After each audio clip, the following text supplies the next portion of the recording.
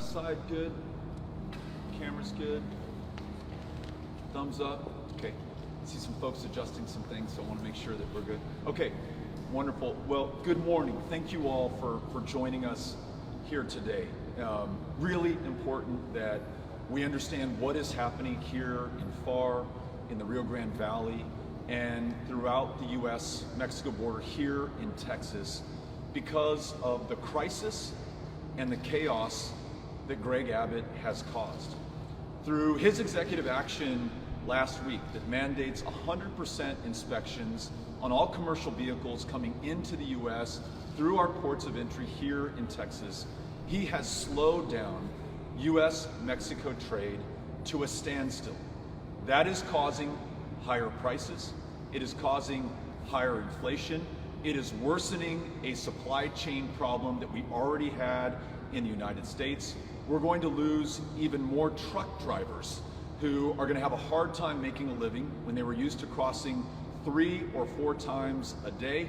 Now they're lucky if they cross even once. Someone was just telling me there are some truck drivers who are now crossing once every 3 days. This is going to lead to problems not just here in the Rio Grande Valley, although we have some serious problems here that Greg Abbott has caused, but it's going to be very bad for the Texas economy. It's going to be very bad for the national economy. This is the cost and the consequence of meeting legitimate challenges that we have with the kind of political stunts that Greg Abbott is using right now here in the state of Texas.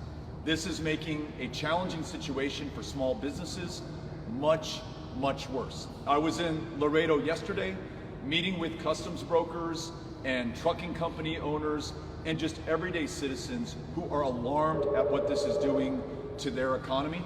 I've had the chance to talk to people in El Paso, in Eagle Pass, in Del Rio, and yes, of course, here today in the Rio Grande Valley. Greg Abbott is killing businesses and the Texas economy with the stunt that he's pulling here right now. When you see those trucks lined up, miles deep, all the way into Mexico, what you're seeing is inflation, what you're seeing is higher prices at the grocery store, and what you're seeing are more supply chain problems.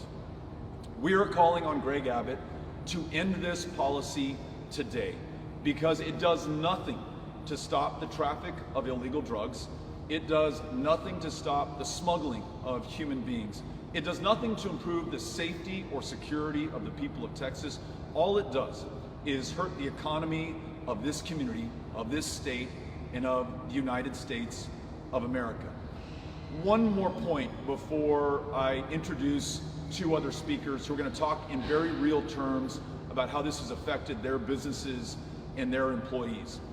I just learned from an importer who has one of these cold storage facilities and imports produce here at the FAR Reynosa Port of Entry, what this is doing to her business. She said that U.S. truckers are arriving to pick up loads only to find that there is nothing in her warehouse. That is hurting those truckers. It is hurting her business. She also just shared with me that there is a business that imports $200 million a year in produce that has just moved to Nogales, Arizona, which is a 20-hour drive away from where we are in FAR right now. And she's in the position of having to import produce from Nogales, Arizona, a 20-hour drive away here to FAR, to then load it onto trucks that are going into other parts of the United States. What she told me in no uncertain terms is that once these businesses leave the Rio Grande Valley and go to Arizona, they are not coming back because they're going to invest in their own cold storage facilities over there. It's going to change the routes and the flow of trade traffic in our communities, and it is going to irrevocably hurt the economy of Texas.